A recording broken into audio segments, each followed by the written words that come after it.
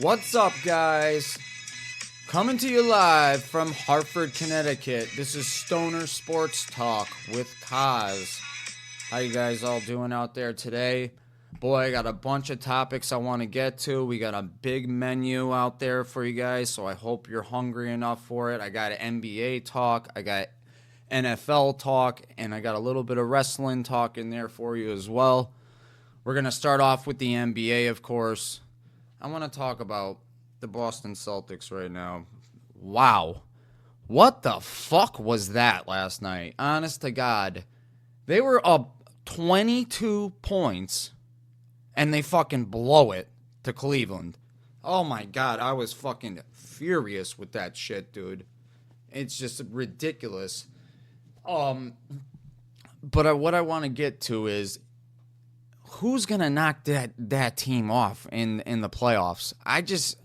There is just no one. The only team that can hang with Boston at the moment is Denver in a 7-game series anyway. There's no other team in the East or the West that I think that can hang with the Boston Celtics. It's just, they're just on another level above everybody else.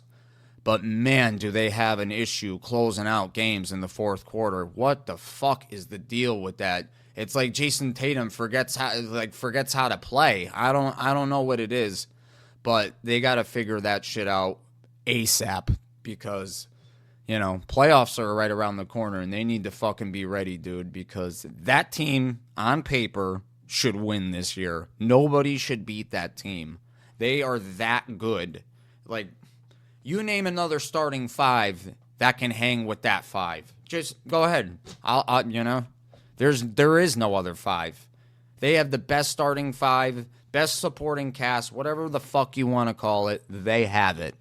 You know, Joe Mazzulla's a little, you know, I get it, but they got to figure something out with closing out games. I don't know if they got to do this Brown and Tatum back and forth, your turn, my turn, and all that dumb shit. Figure the fuck out, dude, you know, because you cannot fail this year.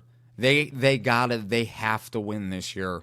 This is it, dude. This is the window. This is the end of the window. They have to win this year. There is no excuse for them to lose to anybody. Unless they are not healthy, there is no excuse. Health is the only thing that should, you know, get in the way, if anything, at all. So, they really have to figure this out. And what is the officiate? Oh, my God. How bad has the officiating gotten? It is fucking atrocious, I tell you. They're blowing whistles and reviewing fucking this and that. This guy breathed on him. I gotta review this. Oh, he flicked him in the ear. Let's look at the video. What the fuck is this, man? Really? We're reviewing somebody the other night. I can't remember who it was. I was watching one of the nationally televised games on TV, ESPN, TNT, whatever. I think it was TNT. And somebody went up for a dunk and hung on the rim for like maybe a second at the most, and he got teed up. It's not like there was there's not like there was another player underneath him either. I can understand if there's a guy underneath him, and you know he hangs on the rim. You know, I get it, teabagging. You know, whatever, posterizing, whatever you want to fucking call it, hanging on the, you know, whatever. But there was nobody underneath the hoop when he dunked the ball, and he literally hung on the rim for maybe a fucking second. Maybe a second. And he got teed up like immediately. Like, oh my God. Like it was the end of the world. I couldn't believe it. And it's just like, I don't know how they fixed that the officiating problem. But Jesus Christ, it's fucking bad, man. It's the worst that I've ever seen it. And I've been watching the NBA for at least 20 years. At least. So, 20 plus years, I guess you could say now. Man, I'm old. But fuck. This is the worst it's ever been. I've never seen it this bad. Oh my God. Like, Adam Silver has to figure something out, and he has to figure something out very quickly. Because it is bad. Really bad. It's, you can't breathe on anybody. You can't fucking hand check. You can't do this. You can't do that. They got to review this. They got to review that. And then half the time, they're reviewing these calls and overturning them without efficient evidence. And it's mind-boggling to me.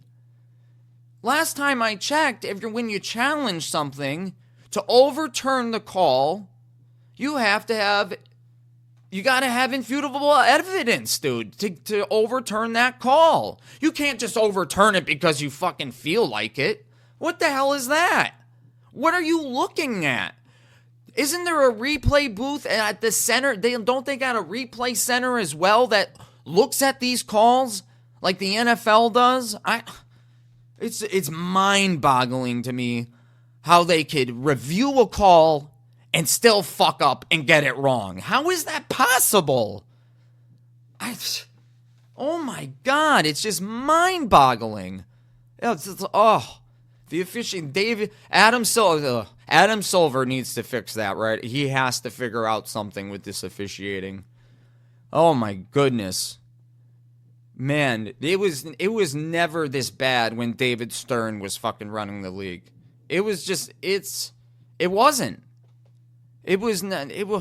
Everything was just so much better when David Stern was the commissioner.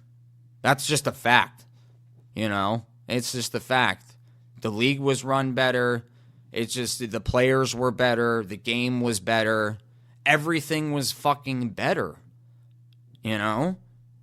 Like, it's just, it's a major problem. And it's like, if they're like this in the playoffs, oh my God, they have to figure something out.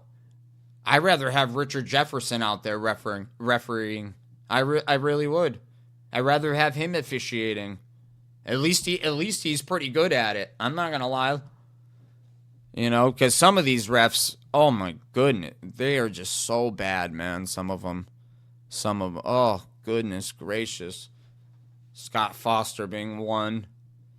The guy that teed up this kid the other night for the stupid dunk and hanging on the rim for a second. It's a little much. You know what I'm saying? It's a little much. Let the guys fucking play, man. For real. Enough with this fucking little kid shit. Blowing the whistle for fucking everything. It just, it ruins the game. It puts a damper on the game. We want it a little edgy. A little rough. I'm not saying I want guys getting punched in the mouth. But, just a little bit more edgy. Give them a little bit more leeway. The no hand checking. I feel like they should discuss that again. Bring back hand checking. I don't see a problem with it, But man, it's just an awful situation all around with the officiating. But all right. Next topic I want to get to. Let's get to some NFL here. Jerry Jones, man. Oh my goodness. This fucking guy just needs to stop fucking talking. It is getting so... Every time he opens his mouth, I think I get fucking dumber. I swear to God. Because he keeps feeding Cowboy fans bullshit constantly. And it's just... Sorry about that. I had to take a sip. Thirsty over here. But it's so bad that every time he does an interview or talks to the media or goes on a fucking radio show and says all this shit, dude, he is just, oh my God, he's really hurting his franchise. Like, honestly, I hate saying this, but he needs to either step away or die. It's the truth. It's the truth. I know it's a little harsh, but he keeps getting in the way of his own team's success. It's that simple. The guy can't just stay the fuck home and take a nap. He's got to go on the radio show. Oh, we're going to be, and go on TV. Oh, we're all in this year. We're all in. Haven't you been all in, motherfucker? What have you been doing? Really? Oh my God. And not to mention, you say, oh, we're all in. What the fuck does that even mean? You know? Does that mean, are you going to re-sign all the upcoming contracts that are expiring? Are you extending certain guys? How about adding some fucking new pieces? Since you can't run back the same team that just got waxed by Green Bay.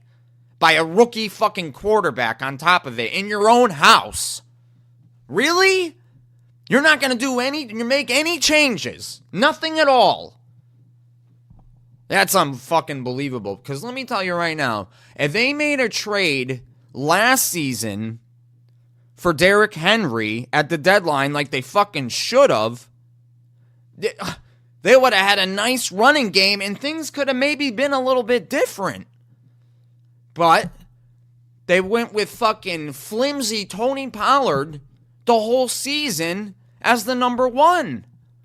And what happened? He wasn't very good. He just wasn't. He's a better third down back, catching out of the backfield type back. That's what he is. He's not a number one. He's just not. He's too small. You know? He's not a Derrick Henry or a Saquon Barkley. He doesn't have that size. He's not that ground and pound. And that's what they need at the running back position. Pollard is still a nice little piece, but he can't be the only piece running the football. It's not going to work. It just won't. Catching passes out of the backfield, he's great at. I don't know why they ever went away from doing that. It was very, very fucking silly. They should have never done that. Ridiculous, man. Because it's a fucking goddamn country club over there. Everybody is just too fucking comfortable. That is the issue. You know, living on past glory or whatever you want to call it. But everyone's too comfortable. They need someone to get in there and get everybody's fucking ass in gear.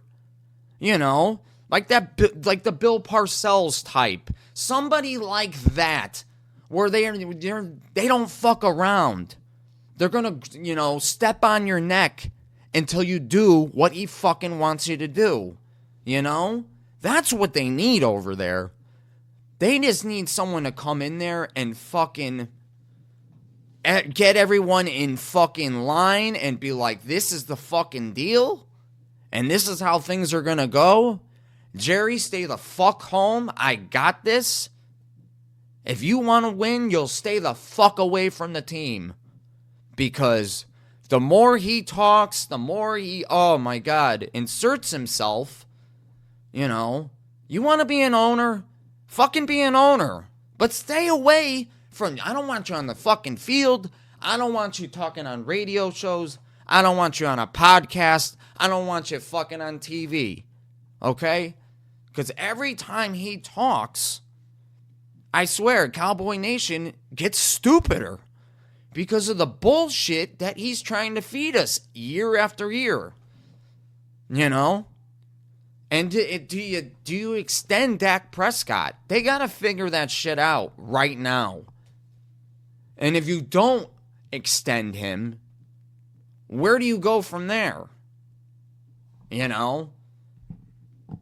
Do you go on the open market and get somebody like a Kirk Cousins or a Baker Mayfield or someone of that caliber? You know? Or do you go try to get somebody through the draft? They're not going to get anybody great. I mean, Dak was what? A 4th round pick? I mean, he's pretty damn good for a 4th round pick. You know, he just can't get over the hump. He can't win the big one. And I don't know if that's all on Dak Prescott or if that's a Mike McCarthy or coaching staff issue, which I think it is. I think it's more of a coaching issue. I just don't think Mike McCarthy's the right guy for the job. I just don't. I never thought they should have hired him to begin with. when they fucking did interviews, for God's sakes, they fucking interviewed him and fucking Marvin Lewis. Marvin Lewis. So the two guys they interview, one of them's never won a fucking playoff game in his fucking life. And then the other guy is just a fat fucking Jason Garrett that won a Super Bowl fucking 13 years ago now? 13 years ago. What has he done since that Super Bowl? Not jack shit. That's what he's done. And that's the fucking problem. I just don't, he said he took that year off and worked on his coaching and changed things up. He didn't change a fucking goddamn thing, man. If anything, I think he's gotten worse. With the clock management issues, that's a big fucking thing to have an issue with in big games. That's a big thing, man. It's huge. I'm sorry. But I just don't think he is the right guy for the job. I thought they should have let him go after this season. Especially after he got fucking waxed by Green Bay. My God, that was embarrassing. Oh, that was so... I would have fired his fucking ass at halftime. I'm not even fucking around. I would have fired his fat fucking ass at halftime. Because he was so unprepared, it wasn't even funny. And I understand Dan Quinn is the defensive coordinator, and the defense didn't show up. I mean, Micah Parsons had what? One fucking tackle that whole game? Well, I mean, what? He had his head in his ass the entire game. And then he wants to come on his podcast and say, I think we got to change the culture. No, you got to play fucking better. That's what it is. When it matters most. And stop fucking slacking. Ugh. It's unbelievable over there. And, how come the Kansas City Chiefs don't have this problem? Well, that's why. Because they have the best quarterback in the fucking league. No one's going to knock him off the mountain. There is nobody in the league right now that can knock off Mahomes. There's nobody. There's the only guy that can knock off Mahomes and that comes close is Joe Burrow. If I'm not mistaken, I think the last time I looked, I'll have to double check my notes, but I'm pretty sure Joe Burrow is 3-0 against Mahomes. I could be wrong, so don't hold me on that. It's just off the top of my head, and I'm a little stoned. Sorry. No, I'm not. But there's just no one that's good enough to knock them off. I mean, you saw that Super Bowl, man. I knew right away with how much time was left on the clock when he got the ball back, a minute and some change, minute and a half. I knew right then and there that he was going to fucking win the game. I knew it. Because that's what he does. He shines when it matters most. He shows up in the big moments. He doesn't shit the bed like Dak Prescott does. 2-5 in playoff games, I'm pretty sure. 2-5. He's been the Dallas quarterback for, 8 years? Something like that. I mean, how much more big of a sample size do you need from this guy? But at the same time, it's like, who do you replace him with? Is there a better option out there than Dak Prescott on the market? In the draft, I don't believe there is. There definitely isn't. And I don't even think the Cowboys have a pick in the first round, if I'm not mistaken. So you can't go that route. It's either Dak or you get somebody in free agency or on whoever's out there. Kirk Cousins, Baker Mayfield, those guys. Jameis Winston, maybe. I mean, if I'm going to get any of those guys, it's got to, I don't know, because Kirk Cousins has issues with winning big games as well. You know what I mean? So, I'm not really sure where I go. And I think Kirk Cousins is going to go to Atlanta because his wife grew up in Georgia. His wife's parents live in Georgia. And I'm pretty sure that's where they want to go. You know, and it makes pretty good sense. The only thing Atlanta is missing right now is a quarterback. They have everything else. They got it. They got weapons all around. They got the coach. We'll see if Raheem Morris, comes through in the clutch this time, because the first time he coached, the first time around, he was fucking terrible. He was not good. I think it was for Tampa. Was it for Tampa? I think it was Tampa Bay, yeah. But he was not good the first go-around. He was awful, to say the least. And he was out of there pretty quick. But everyone deserves a second chance. Everybody. I'm very intrigued to see how Dan Quinn does with coaching the Washington Redskins. Yeah, that's right. I said Redskins. I'm not calling them the other thing. They're the Redskins, okay? I'm not calling them the fucking whatever. That's stupid shit. But anyway, I'm very intrigued to see how he coaches them. Because they don't really have is Sam Howell the guy? He's kind of a turnover machine, They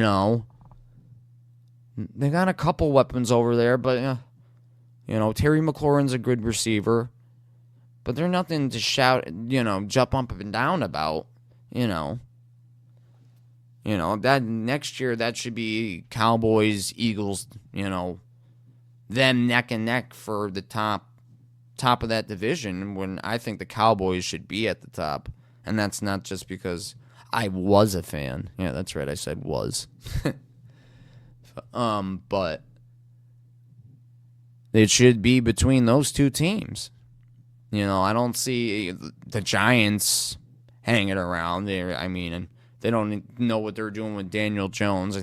I'm pretty sure they just released Saquon Barkley. You heard that, Dallas?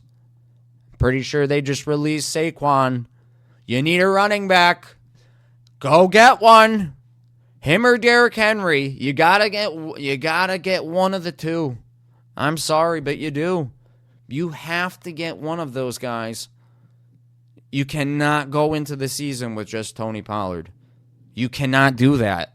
It will fail. I guarantee it. That's not the recipe for success. It's just not. Apparently you're going to have to give Mike McCarthy literally fucking everything so he can hopefully get over the hump. It would be nice to just get to an NFC championship game at this point. Honestly, I would be happy if we got to an NFC championship game at this point and lost. You want to know why? Because I'd be happy that we fucking got there. It's the furthest that they've been in almost fucking 30 years. So yeah, I would take that. Would I be devastated? Fuck yeah, I would. Who wouldn't be? But at the same time, it could, it's farther than they've gotten. And how long? 30 years, like I just said. 30 fucking years. 30. That's, for a team that is supposedly America's team, that's unacceptable. 30 fucking years. They've been losers. Nothing but. The kings of mediocrity. Seriously. How else do you sum them up? And they're in the news more than anybody else. And they haven't won anything in 30 fucking years. It's, they're just, oh man. They will be the death of me. I promise you that. If I die in the next 15, 20 years, it's going to be because of the Dallas Cowboys. They will kill me. Something out of Jerry Jones's mouth, or them blowing the biggest game, or whatever it's going to be. It will be Cowboys related. I will be dead because of them, because they are going to drive me to insanity for sucking so bad for so long. It's ridiculous. Enough's enough. I would take Jimmy Johnson on the sidelines right now. Old ass fucking Jimmy. I would take him on the sidelines over Mike McCarthy right now. I absolutely would. Because that's what you need. He's a winner. He knows what it takes to win. I'm not saying Mike McCarthy doesn't. But the NFL is a what have you done for me lately league. And what has Mike McCarthy done for me lately? Besides fucking nothing. I don't give a shit about 12 wins. Oh, they got 12 wins in 3 seasons in a row. And what does that equal to? A big pile of dog shit. That's it. Enough's enough, man. How long can you settle on being mediocre like this? And it's just like, man. And Jerry Jones's kids must be just as dumb as him. It's like, don't they realize this shit? That their dad opening his mouth constantly hurts this franchise? The players aren't the stars in Dallas. Jerry is the star. And it's always going to be that way. That's the problem. They should have gotten rid of Mike McCarthy after this season. Especially after the way he fucking embarrassed us. That was embarrassing. And you're going to settle on that? I can't. I am not okay with that. Changes need to be made. In the locker room. On the coaching staff. You had a six-time Super Bowl champion coach available. And you don't even pick up the phone and get him for an interview? And you want a Super Bowl that bad? And you can't even call Bill Belichick? I mean, I don't understand that, man. I don't get that. That makes no sense to me. It doesn't. If you want to win that bad, you'll at least pick up the fucking phone and you'll call Bill. He knows what it takes to win. That's all he's been doing for the last 20 years, except for this year, this past season, was probably the worst season he's had in a long time. I get it. He had Tom Brady for, 20 years, 20-something, So I understand that. But you got to at least call the guy for an interview. At least. At the minimum. I mean, really? Come on, man. Come on, dude. It's outrageous. That situation is just, it's crazy, and it's just like, they want to be Super Bowl champions, but they don't want to put in everything all that effort that you have to do to become champions. They just want to prance around, and live off past glory. It's like, motherfucker, you guys didn't win those Super Bowls. Emmitt Smith won those Super Bowls. Troy Aikman. Michael Irvin. Moose. Daryl Moose Johnston. Those guys won those Super Bowls. You motherfuckers weren't even alive yet. Half of you. Probably more than half of you. Enough's enough. If McCarthy does not get it done this year, he has to go. He just has to go. This guy, since that Super Bowl, he has been equivalent to a fat Jason Garrett. That is what he is. He is a fat Jason Garrett. Always playing it safe, never taking risks, never screaming at anybody on the sidelines. I want you slamming your headset, dude. I want you ripping motherfuckers' heads off, dude. That's what I want. I want accountability. Where is it?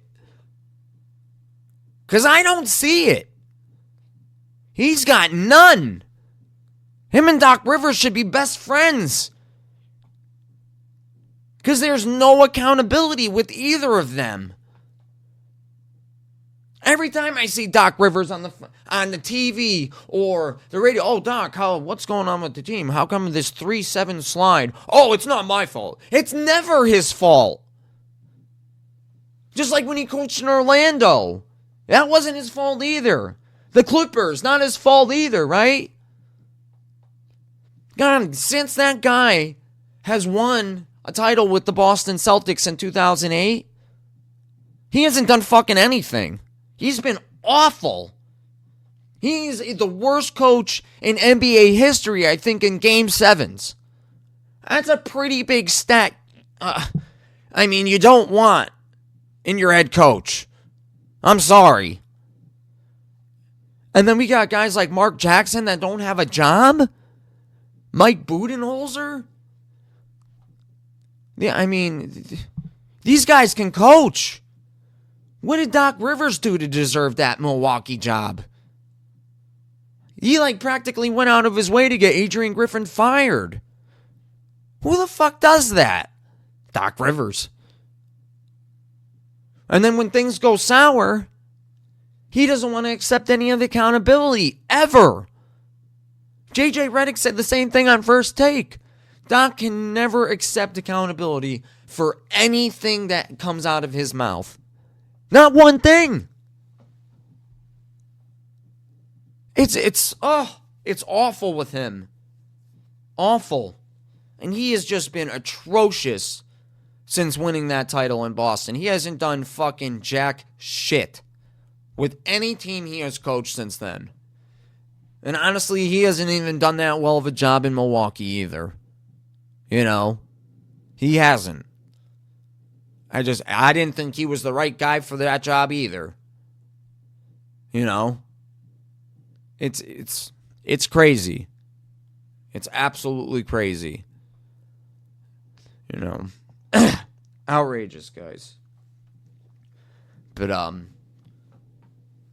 what did you guys think about LeBron hitting over 40,000 points? Very impressive for a guy that's not labeled a scorer as much as he's labeled a playmaker. And let me tell you, that makes it even more impressive, I think. Because he's always been labeled a playmaker for his whole career. LeBron's never really been labeled a scorer. He's always been a playmaker, like the Magic Johnson type playmaker, you know what I mean? So I thought that was very impressive, and it's just another thing to add to his resume. Because let's face it, I don't know what else he can accomplish before he retires. Because the rings, he's not winning another title. That's not happening. Sorry, guys. LeBron fans, Laker fans, that's all done. He's never going to catch Michael. He'll never be 6-0 in finals.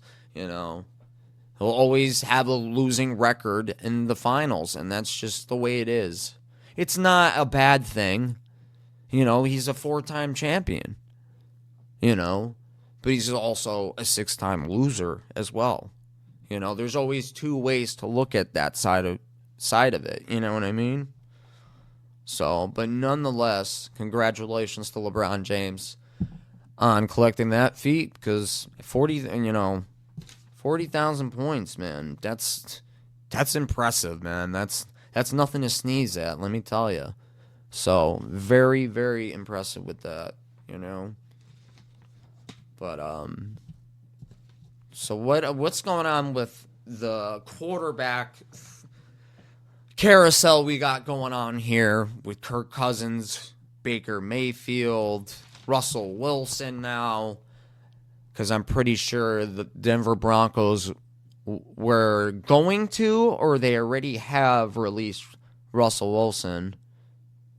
That's what they were talking about today, last night. I don't know if it's set in stone yet that they released him. But I think the Pittsburgh Steelers should pick him up. I do. I'm pretty sure Denver has to pay him that $39 million or whatever he's owed for next season. I'm pretty sure Denver has to pay that shit. So whoever picks him up can pick him up for like the league minimum, I believe, which is like $1 million. I think it's something like that as the league minimum. Dude, Russell Wilson for $1 million? You would have to be crazy not to take that. You would have to be insane, especially if you need a quarterback. Pittsburgh, Atlanta, Minnesota. I mean, I could probably name a few other teams, but, those three come to mind at the moment. The most, New England, that's another one. 4. New England, oh my God, do they need a quarterback? Oh my God. They need everything over there, though. They have no wide receivers. They need everything. New England needs a lot of things. They need like a whole overhaul over there. Coaching staff, they already did the Gerard Mayo is already the new coach. Keep forgetting about that. But the players, oof, rough over there, man, rough. I don't know what you do over there. That's a fucking nightmare in New England. I would not want to be the coach of that team at the moment. No way. I'd rip my fucking ears off, man. I'd get so frustrated because the lack of talent over there it's bad. It's bad to say the least. You know what I mean? It's just, they're a mess. And I don't know if Minnesota is going to be able to keep Kirk Cousins. Because like I mentioned earlier in the show, his wife grew up in Georgia. Her family is there. Her parents are there. Everybody is there. I think that's where they want to settle. And it's a good situation all around. Because Kurt's got all those weapons. The running back, tight end, receivers. They got a defense. They got everything over there. They got a new coach. So they have a lot of nice pieces over there in Atlanta. They're just missing the quarterback. That's it. That's really all they're missing. Could Russell Wilson kill it over there? Sure, of course he can. He absolutely can. I do not think he is washed up and done. I do not. I think he just didn't, the Denver fit was not the right fit. Sean Payton wanted to rip his fucking head off pretty much as soon as he got there. He did not like Russell Wilson at all. You could tell just by the way that he screamed at him on the sidelines. They did not see eye to eye from the start. And that was just a terrible, terrible fit. Terrible. And he's still put up 28 touchdowns, 9 picks, something in that ballpark. I mean, yeah, they had an awful win-loss record. I understand that, but everything else, I mean, he played pretty decent for what he had around him to work with. He didn't have a ton of talent around him, and he still did pretty well, which, I think is pretty impressive. I don't think he's washed up yet at all. I really don't. I still think he's got a little bit of gas left in the tank. I do. You know? And I just think it all depends on the right team. All depends on the right team right now. And the right offense. You know, all that stuff matters. So, and I think the best fit for him would be Pittsburgh. I think it's, you know, run first type of offense, you know, team and all that stuff. So, yeah, I think that would be the best spot for him. So, we'll see where that goes and, you know, what happens there. But, let's see what else next on the menu we got here. Oh, man. How about some wrestling talk? How about that? You know, WWE is on fire right now. That's all I got to say. They are on absolute fire. And AEW, they had a great AEW Revolution. The pay-per-view was the other night. And it was a really good turnout. They had a full... it was sold out. It was nice to actually see one of their shows full. Butts in the seats for once, because the last couple television shows that they had, it did not look very good attendance wise. It looked awful, to be honest with you. It was not good one bit. So, but the pay-per-view was excellent. I watched the whole pay-per-view. It was very good. Ospreay and Takeshita stole the show. That was the match of the night. Match of the year, whatever you want to call it. Samoa Joe killed it, of course. He was great as usual. I love me some Samoa Joe. I'm not going to lie. He's fucking awesome, man. He really fucking is. He's great. I love Swerve Strickland, too. He's fucking great. You know. But his time to be champ is just not, it's not here yet. Joe's got to be champ for a little bit longer. And then we also got to remember that MJF is eventually going to come back. He's not going to be away forever. He's just resting up. So he's going to probably re-enter the world title picture as well. So that's going to be huge right then and there. Just having Max back. And then Kenny Omega's set to return eventually as well. You know, he's been out for a while too. So he should re-enter the title picture.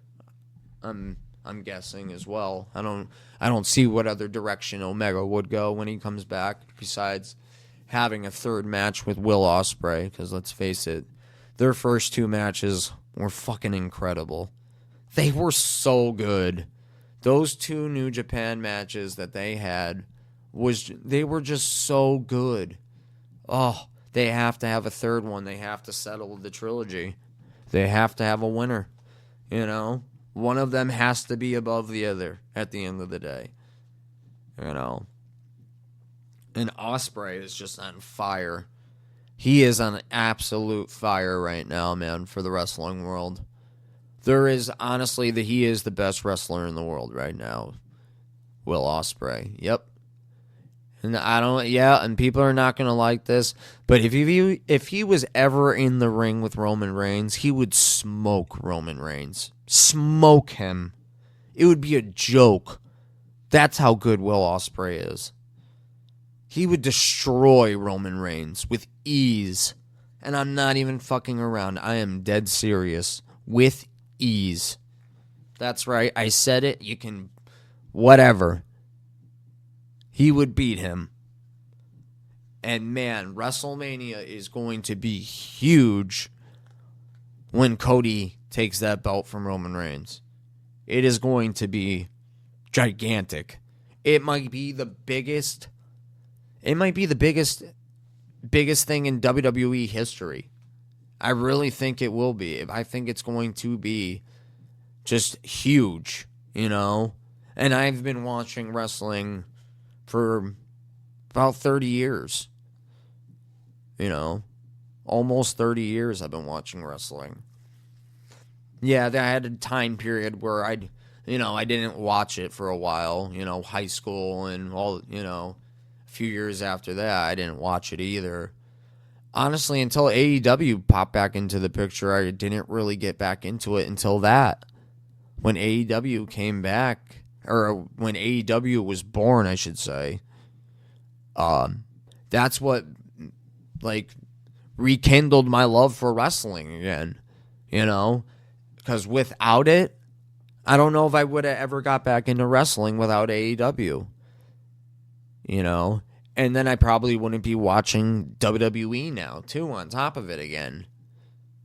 Because when Vince McMahon was running it, it was rough to watch when he was running it. It was a disaster. Let's just call it like it is. It was a disaster. Triple H is doing a phenomenal job, and no one else should take over at all. He should do everything. He's done great. And it's got to stay like that. So, but I think Cody is going to win. He had that belt at WrestleMania, and that's all there is to it. I think The Rock is going to help him win too. I think something is going to happen in that tag match on Saturday night's show that The Rock and Roman aren't going to see eye to eye, and something's going to happen where, they lose the tag match against Seth and Cody. And then on Sunday, I think The Rock is going to help Cody win the title. That's what I think. I think he's going to screw over Roman Reigns. I think, the Bloodline will come out, help Roman, try to screw Cody, out of the match or whatever. And then I think The Rock is going to come down to the ring, act like he's going to help out the Bloodline and Roman Reigns, and then turn on them and help Cody instead. And then Cody wins the title. That's what I think is going to happen. But anyway, guys, that's about all I got for you guys today. This is episode 1, Stoner Sports Talk with KoZ. I'll see you next time. Thank you.